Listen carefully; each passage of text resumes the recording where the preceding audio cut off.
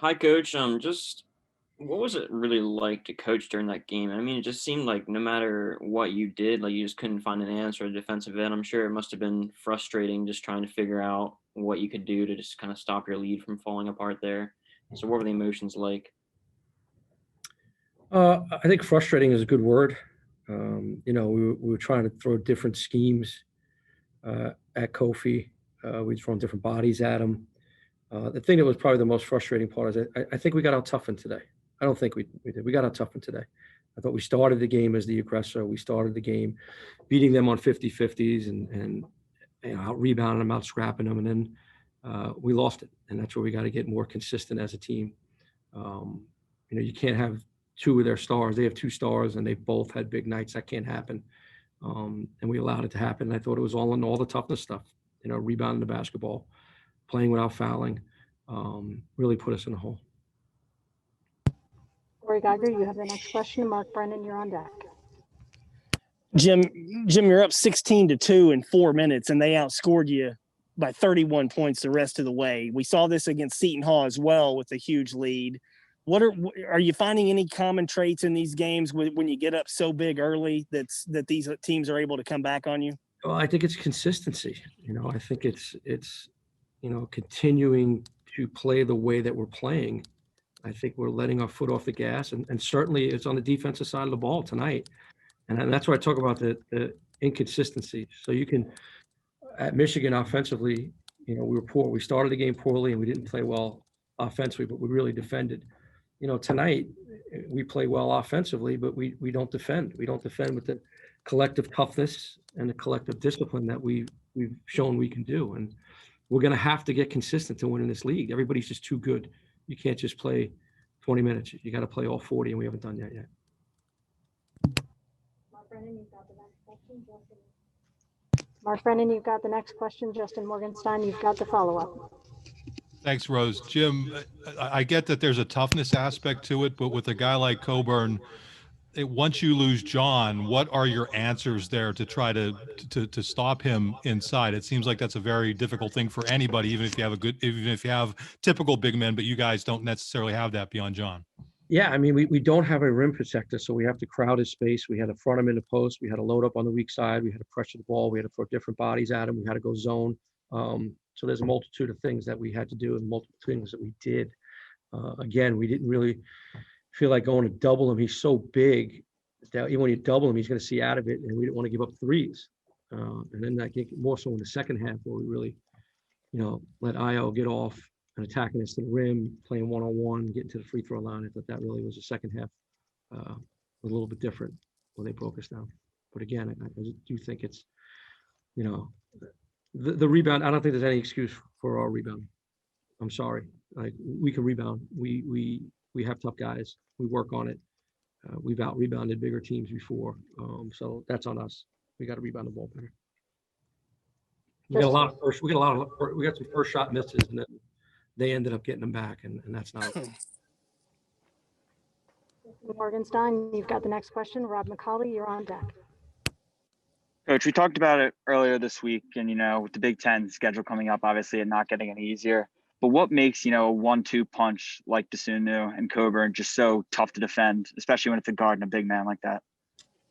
Well, the two NBA players out there, that's a great luxury to have.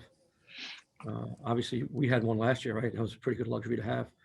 And when one's an explosive guard and one's a giant, they're really difficult to guard, and that's why they're as good as they are. But again, I just felt like if we would have done some of the little things, we would put ourselves in a situation to win this basketball game. I mean, the little things is guarding one-on-one and rebounding the basketball. I mean, we made the same amount of shots. We made 2 more threes than they did, and we got crushed on the glass and we got crushed from the foul line. I mean, what did we take? 7 free throws. They took 28. You got to play without fouling. You got to rebound the basketball. It's really, to me, that game comes down and it's really simple stuff. Hey, Jim. Rob McCauley, you've got the next question. Nate Bauer, you're on deck. Thanks, Rose. Jim, it seemed like your scouting report worked out pretty well in the early going, where you correctly identified that Illinois hadn't quite figured out what they want to do with switching ball screens. Did that help? Did that change after that? I mean, we attacked their ball screens. They made some adjustments. They started icing us. We attacked it. Again, in this game, I don't think it was really offense. The Michigan game was our offense. You know, we shot great. We shot 53% from the field. You know, we had to make more threes in a game like this. I don't think their defense bothered us as much as our defense bothered us.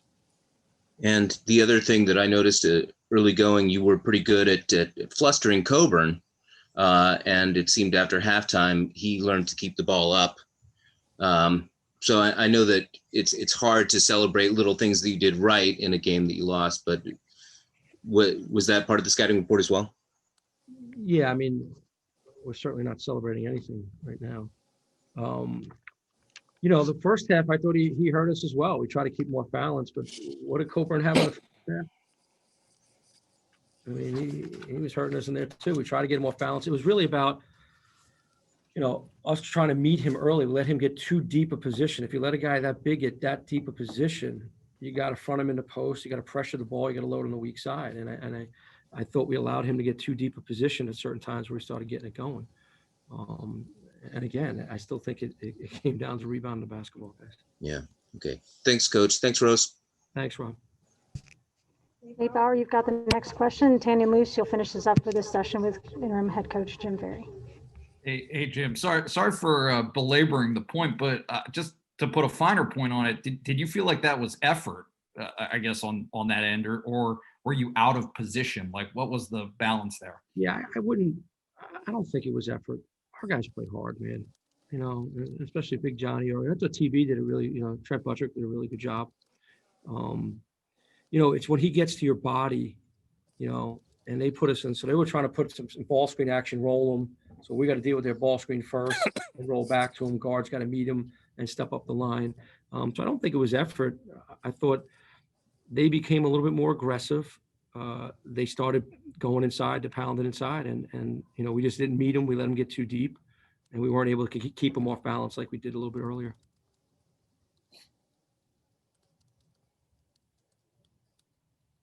Tanya Moose, you've got the last question, and then we'll finish up. Just a reminder for the Wisconsin game on January 3rd. We still do not have a tip time on that, but please make sure you get your credential request in. Okay, I'm just kind of wondering what really happened at the end of the game there. Do you think that was just frustrations kind of boiling over on your side and Illinois? I'm not sure what was going on in their point, but what was your view? Because it was right in front of your bench, obviously. Two competitive kids.